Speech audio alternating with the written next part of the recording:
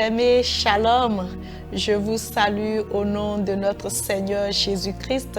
Que sa paix et sa grande grâce puissent surabonder dans chacune de vos vies au nom puissant de Jésus. Nous avons encore l'occasion de nous recueillir dans sa parole et j'aimerais que nous puissions prier avant de continuer. Éternel des armées, nous te bénissons. Merci pour ton amour pour nous.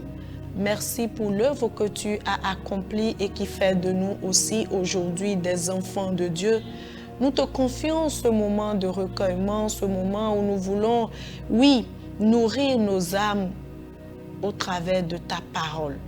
Nous prions que ces moments soient des instants bénis, que toi-même qui es la parole, tu puisses te révéler à mon frère, te révéler à ma sœur au nom de Jésus, que les cœurs blessés, brisés, soient guéris par ta touche en ces moments au nom de Jésus, qu'une personne qui n'avait plus de direction puisse être éclairée par ta parole au nom puissant de Jésus, que tu ouvres nos entendements au nom puissant de Jésus, que Christ seul soit glorifié en ces moments. Nous te bénissons parce que nous savons que tu es là et que tu vas te révéler à chacun de nous. C'est au nom puissant de Jésus que nous avons prié. Amen. Amen. Bien-aimés, nous allons méditer une fois encore la parole de Dieu et le thème que j'aimerais partager avec vous, je l'ai tiré du dévotionnel que nous utilisons dans le ministère global Afla Mission, écrit par l'homme de Dieu, l'évangéliste Ayodele Mathieu et son épouse Grace, que je salue, que le Seigneur vous bénisse abondamment. Et aujourd'hui, le thème sur lequel nous allons méditer, c'est « Faire disparaître les étrangers ». Faire disparaître les étrangers. Lorsqu'on parle d'un étranger, c'est déjà une personne inconnue, une personne à laquelle vous n'êtes pas habitué, une personne peut-être à laquelle vous n'avez pas donné une certaine autorisation, mais qui abuse. Alléluia. Et nous allons lire dans la Bible, dans Matthieu, le chapitre 13, du verset 24 au verset 30. Matthieu 13, 24 à 30, qui dit: « Et il leur proposa une autre parabole, et il dit, « Le royaume des cieux est semblable à un homme qui a semé une bonne semence dans son champ. Mais pendant que les gens dormaient, son ennemi vint et sema de l'ivraie parmi le blé et s'en alla. Lorsque l'herbe eut poussé et donné du fruit, l'ivraie parut aussi. Les serviteurs de la maison vinrent et lui dirent, « Seigneur, n'as-tu pas semé de la bonne semence dans ton champ? D'où vient donc qu'il y a de l'ivraie? » Il leur répondit, « C'est un ennemi qui a fait cela. » Et ses serviteurs lui dirent, « Veux-tu que nous allions l'arracher? » Il leur dit, « Non, de peur qu'en arrachant l'ivraie, vous ne déracinez en même temps le blé. Laissez-les croître ensemble, l'un et l'autre jusqu'à la moisson. Et à l'époque de la moisson, je dirai aux moissonneurs, arrachez d'abord l'ivraie, liez-la en gerbe pour la brûler, mais ramassez le blé dans mon grenier. » Amen. Que le Seigneur bénisse sa parole abondamment. Fait disparaître les étrangers. Lorsque nous nous référons encore à Matthieu, le chapitre 15, le verset 13, la Bible dit que toute plante que n'a pas planté mon Père céleste sera déracinée. Toute paix que n'a pas planté mon Père céleste sera déracinée. Dieu est toujours prêt à déraciner et à rejeter tout arbre qu'il n'a pas planté dans nos vies. Ces étrangers appelés arbres peuvent être des maladies, peuvent être la pauvreté, peuvent être la servitude des ténèbres, peuvent être l'échec, peuvent être la manifestation maléfique des puissances des ténèbres dans une vie, dans une famille ou dans une entreprise. Un seul antidote majeur doit être appliqué aux étrangers. vous devez les renvoyer en exerçant votre autorité divine au nom de Jésus. Faites-les partir, renvoyez-les, évacuez-les complètement de l'espace qu'ils occupent.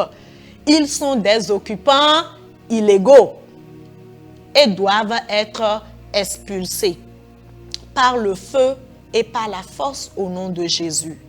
Une chose qui peut empêcher l'expulsion de ses ennemis est le péché.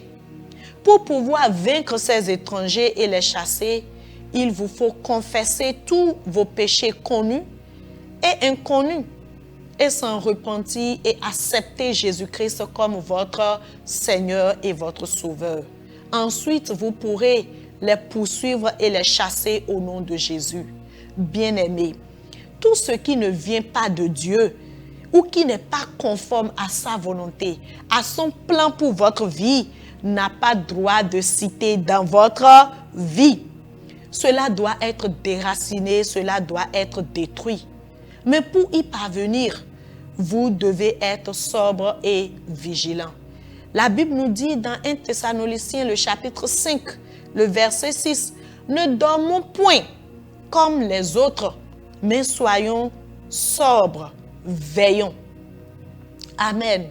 C'est pendant que cet homme était en train de dormir que l'ennemi a eu l'opportunité de venir semer l'ivraie dans son champ. Et beaucoup de personnes se sont retrouvées avec des ivraies, des étrangers dans leur vie parce qu'ils étaient endormis. Le sommeil peut être l'ignorance.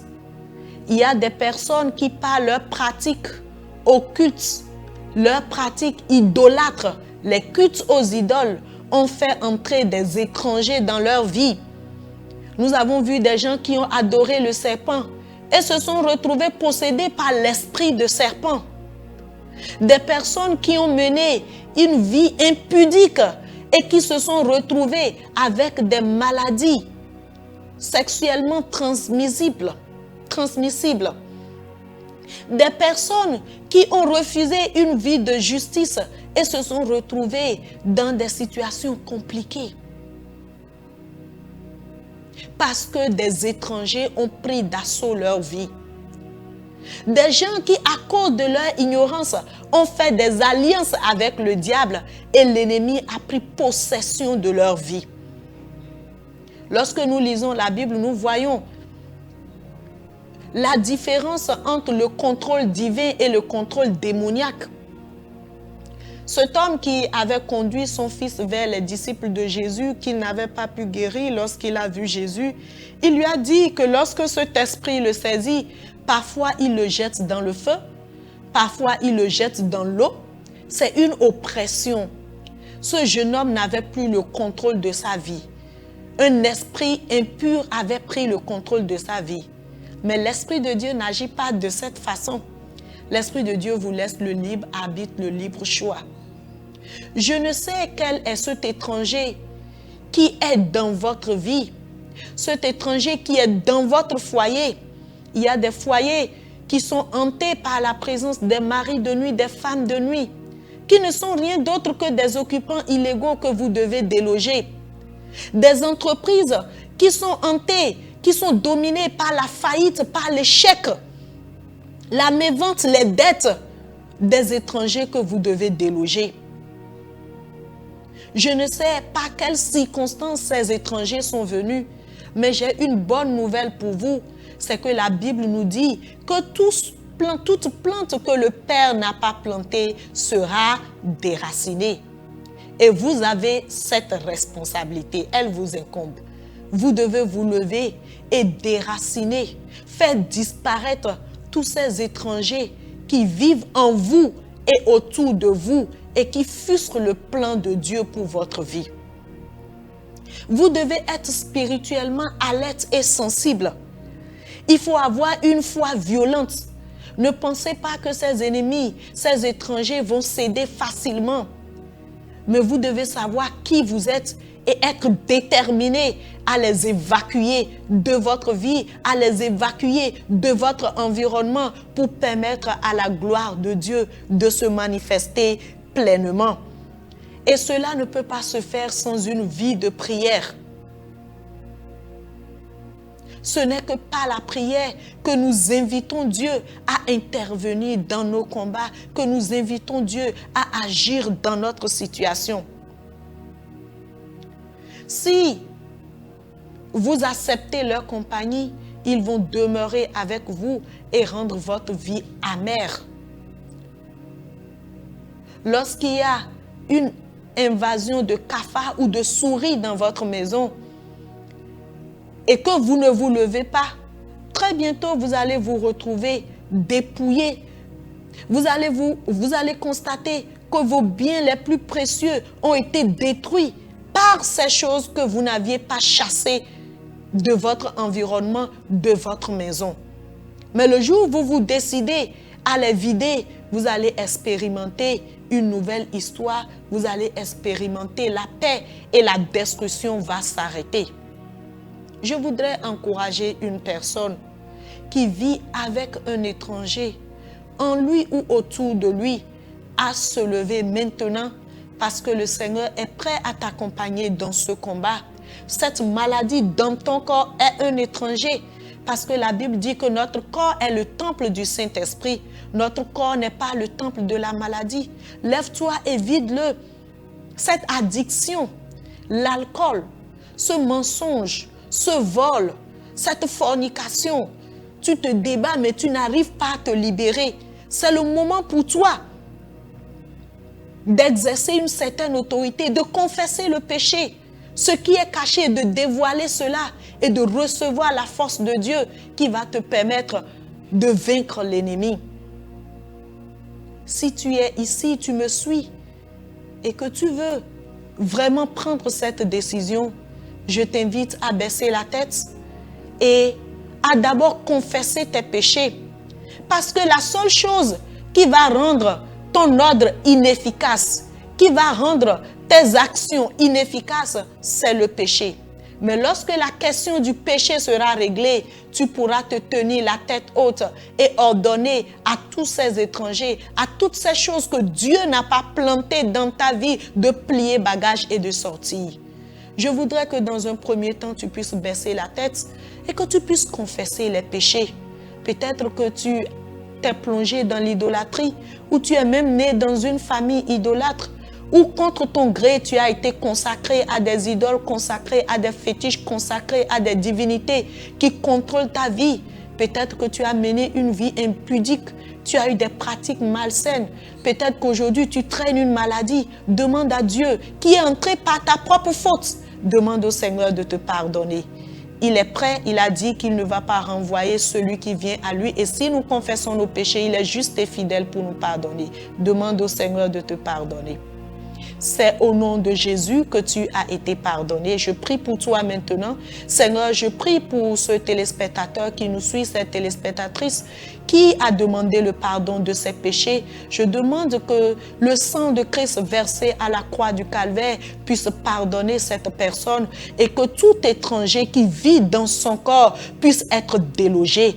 Quel que soit le nom que porte cet étranger, la Bible dit qu'au nom de Jésus, tout genou va fléchir. J'ordonne maintenant que les genoux de ces étrangers puissent fléchir, qu'ils plient bagages et qu'ils sortent de ces vies maintenant au nom puissant de Jésus.